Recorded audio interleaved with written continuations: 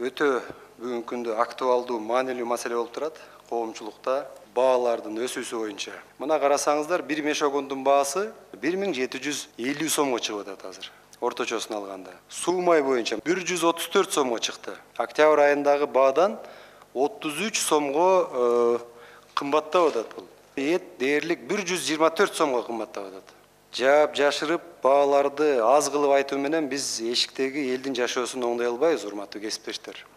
Кагаз жүзүндө аз көрсөтсөк, андан сырткары баары жакшы деп отурсак, бул баарыбыз үчүн уят. Биз ошо милдетти алганбыз баарыбыз. Ошо милдетти алганбыз. Буга чейин иштеп аткандар, жаңы өкмөттүн курамына киргендер биздин негизги милдеттерибиздин бирине кирет бул. Баа жагынан элге жардам берүү. Баалар көтөрүлбөш үчүн эффективдүү ыкчам чараларды кабыл алуу баарыбыз үчүн, мен ойлойм, бул түздөн түз милдетибиз. Өкмөттүн атайын органы бар, монополияга каршы агенттиктин директору. Сөздү сизге берсек, мына карасаңыздар, растительный масло былтыркы жылы 63% кымбаттады. Эмне чара көрүлдү? Сиздин мекеме тараптан бир эле ушул суу май боюнча эмне чара көрдүңөр? Эки сүйлөм айтып бериңизчи.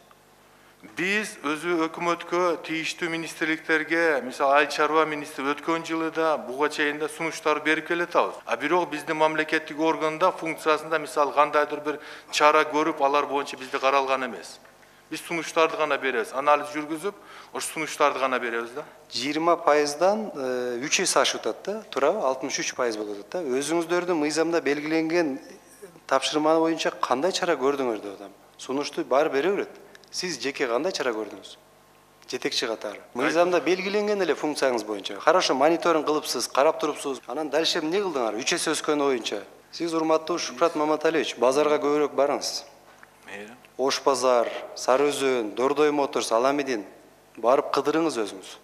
Сиздин негизги ишиңиз базарды кыдырыш керек. Анан кабинетте отуруп мониторинг кылсак, башка кылсак, негизи кереги бар мындай бизге учреждениянын вообще? Биз ярмаркаларды уюштурушубуз керек.